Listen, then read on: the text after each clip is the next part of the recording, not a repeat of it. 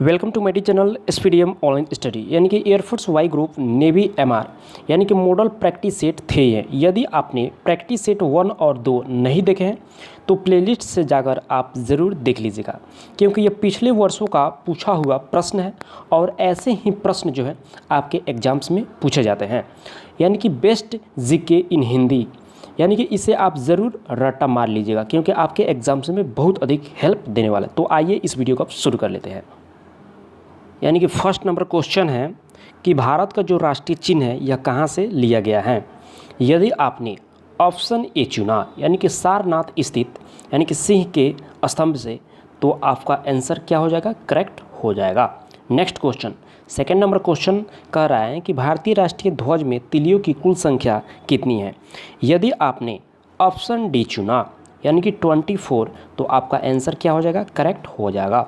Next question यानी कि third number को क्वेश्चन को देख लेते हैं। थर्ड क्वेश्चन कह रहा है कि भारतीय राष्ट्रीय ध्वज की लंबाई और चौड़ाई का अनुपात कितना होता है। यदि आपने ऑप्शन बी चुना यानी कि 3:2, तो आपका आंसर क्या होगा, करेक्ट हो जाएगा।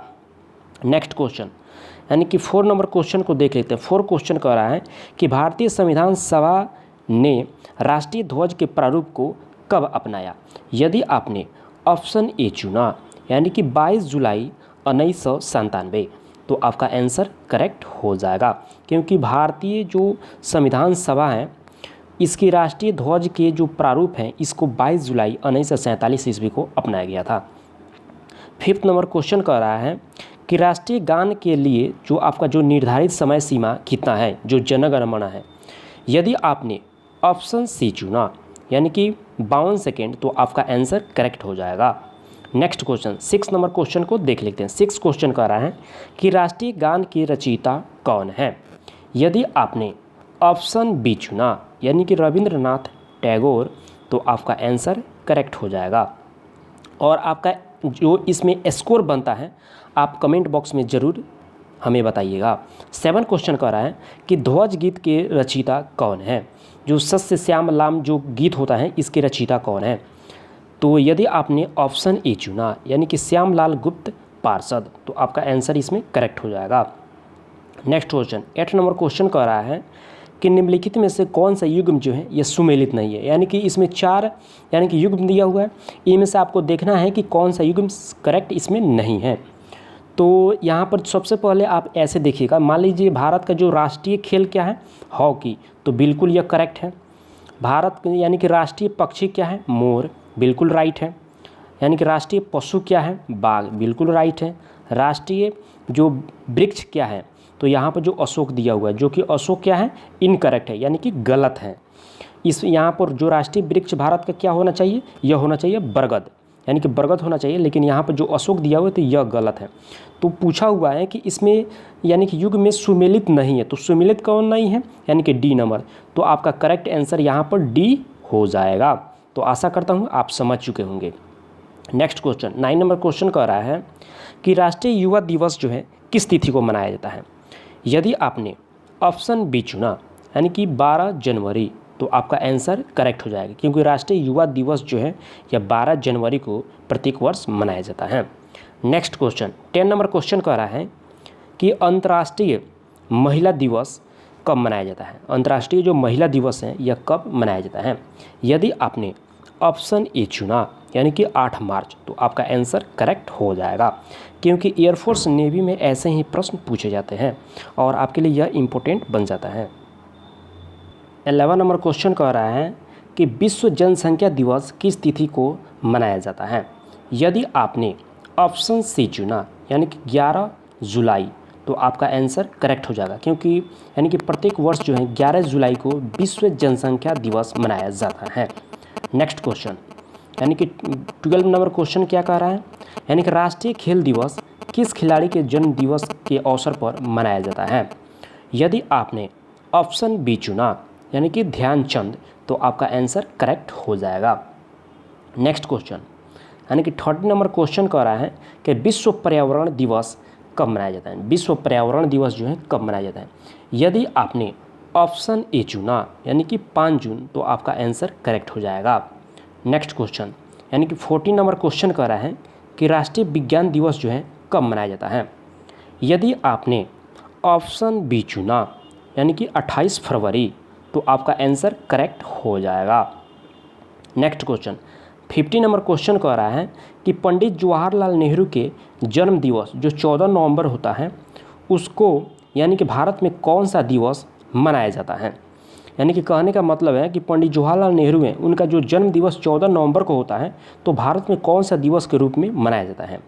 यदि आपने ऑप्शन सी चुना यानी कि बाल दिवस, तो आपका आंसर करेक्ट होगा, क्योंकि जो पंडित जवाहरलाल नेहरू का जो जन्म दिवस 14 नवंबर को वहाँ पर उस दिन यानी कि बाल दिवस के रूप में ही उस दिन मनाया जाता है, जो कि सी पार्ट इसका करेक्ट आंसर हो जाएगा।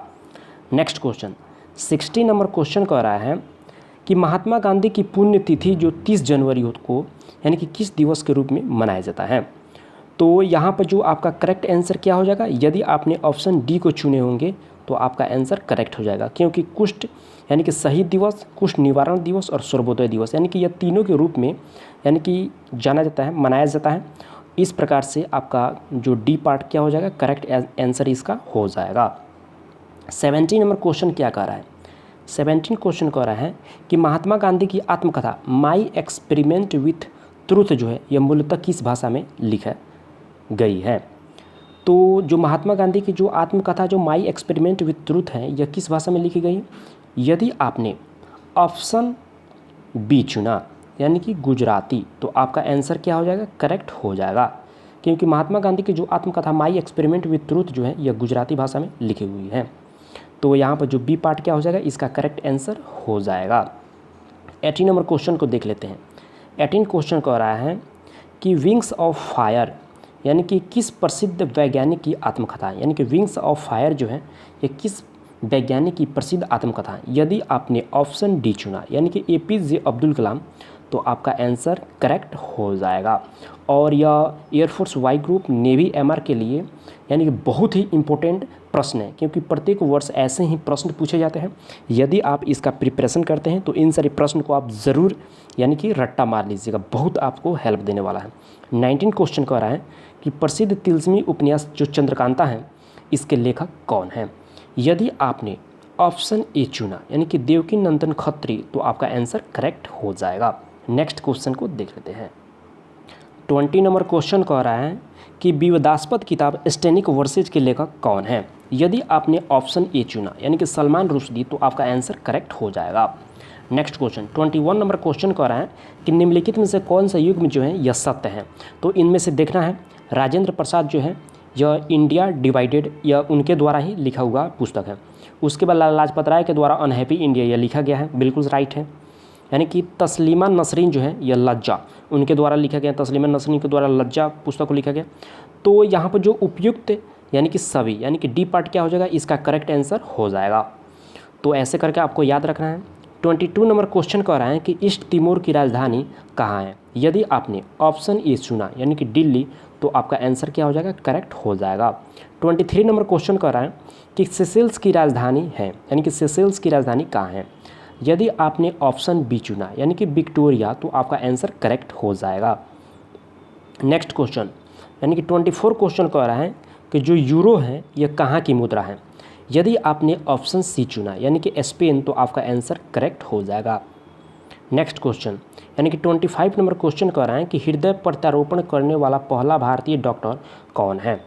तो यदि आपने ऑप्शन ए चुना यानी कि वी वेणुगोपाल, तो आपका आंसर करेक्ट हो जाएगा, क्योंकि हृदय का प्रत्यारोपण करने वाला पहला भारतीय डॉक्टर जो है वी वेणुगोपाल जी हैं, जो कि ए पार्ट इसका करेक्ट आंसर हो जाएगा। नेक्स्ट क्वेश्चन 26 नंबर क्वेश्चन को देख लेते हैं। यानी कि भारत के प्रथम फील्ड मार्शल कौन थे? यदि आपने ऑप्शन बी चुना जनरल मानेकशॉ, तो आपका आंसर करेक्ट हो जाएगा। नेक्स्ट क्वेश्चन 27 नंबर क्वेश्चन को देख लेते हैं। 27 क्वेश्चन कह रहा है कि अंतर्राष्ट्रीय न्यायालय में न्यायाधीश बनने वाला प्रथम भारतीय कौन था? यदि आपने ऑप्शन डी चुना यानी कि नगेंद्र सिंह, तो आपका आंसर करेक्ट हो जाएगा, क्योंकि अंतर्राष्ट्रीय न्यायालय में न्यायाधीश बनने वाला प्रथम भारतीय कौन था? यह था नगेंद्र सिंह। 28 नंबर क्वेश्चन को देख लेते हैं। 28 क्वेश्चन कह रहा है कि नोबेल पुरस्कार प्राप्त करने वाला यानी कि प्रथम भारतीय कौन है? यदि आपने ऑप्शन बी चुना यानी कि रविंद्रनाथ टैगोर, तो आपका आंसर क्या हो जाएगा? करेक्ट हो जाएगा। नेक्स्ट क्वेश्चन 29 नंबर क्वेश्चन कह रहा है कि भारत ने सर्वप्रथम किस प्रक्षेपास्त्र का परीक्षण किया था, यानी कि भारत में सबसे पहले किस प्रक्षेपास्त्र का प्रयोग किया गया था? यदि आपने ऑप्शन ए चुना यानी कि पृथ्वी का, तो आपका आंसर क्या हो जाएगा? करेक्ट हो जाएगा, क्योंकि भारत में सर्वप्रथम जो है यानी कि पृथ्वी का ही प्रक्षेपास्त्र किया गया था। और जितने भी जो प्रश्न करा रहे हैं ये सभी के सभी आपके एग्जाम्स व्यू से बहुत अधिक इंपॉर्टेंट है, तो इन सारे प्रश्न को आप जरूर याद रखिएगा, जो कि आपके एग्जाम्स में बहुत अधिक हेल्प देगा। आप खुद बताइएगा एग्जाम्स के बाद। यानी कि भारत ने सर्वप्रथम अपना आणविक केंद्र कहाँ पर स्थापित किया था? यदि आपने ऑप्शन सी चुना यानी कि तारापुर, तो आपका आंसर क्या हो जाएगा? करेक्ट हो जाएगा। नेक्स्ट क्वेश्चन को देख लेते हैं, 31 नंबर क्वेश्चन को देख लेते हैं। यानी कि सूर्य से प्राप्त रंगों में किस रंग का जो विक्षेपण जो है सर्वाधिक होता है? सबसे अधिक विक्षेपण किस रंग का होता है? यदि आपने ऑप्शन डी चुना यानी कि बैगनी, तो आपका आंसर क्या हो जाएगा? करेक्ट हो जाएगा। नेक्स्ट क्वेश्चन 32 नंबर क्वेश्चन को देख लेते हैं। यानी कि प्राथमिक रंग जो है किसे कहा जाता है? यदि आपने ऑप्शन डी चुना यानी कि इन तीनों को, तो आपका आंसर करेक्ट हो जाएगा, क्योंकि लाल, हरा और नीला ये तीनों के तीनों रंग क्या होते हैं? यह प्राथमिक रंग होते हैं। नेक्स्ट क्वेश्चन को देख लेते हैं। 33 नंबर क्वेश्चन क्या कह रहा है?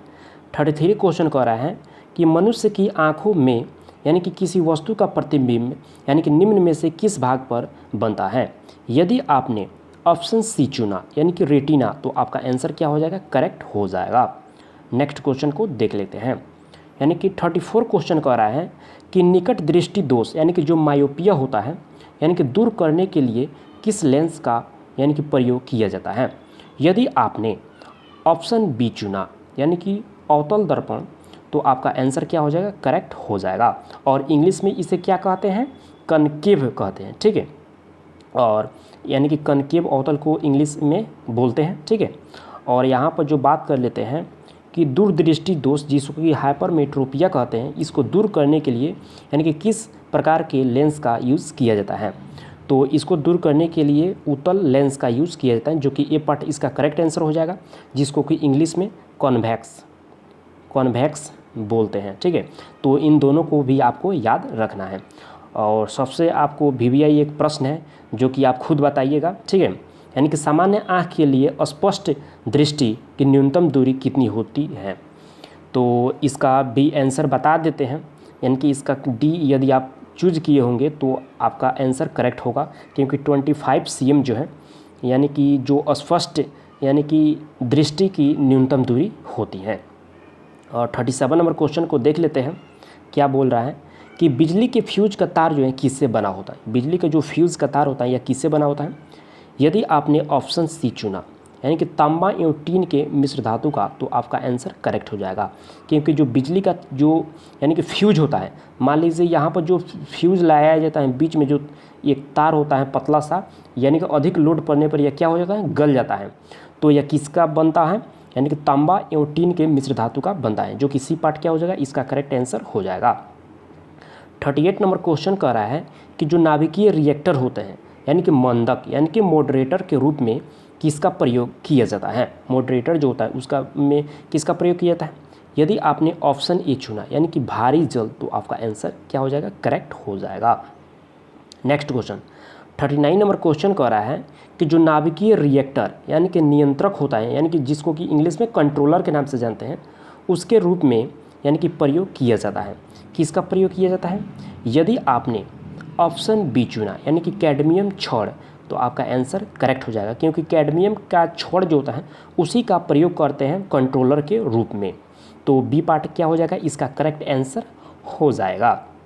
नेक्स्ट क्वेश्चन देख लेते हैं, और आज का लास्ट क्वेश्चन जो कि 40 नंबर क्वेश्चन है। यानी कि सूर्य एवं तारों से प्राप्त जो ऊर्जा होता है यानी कि एवं प्रकाश का स्रोत है, यानी कि किसका स्रोत है? तो यदि आपने ऑप्शन बी चुना होगा यानी कि नाभिकीय संलयन, तो आपका आंसर क्या हो जाएगा? करेक्ट होगा। और यही आपका 100% करेक्ट आंसर है। और आशा करता हूँ आपको यह वीडियो अच्छा लगा होगा।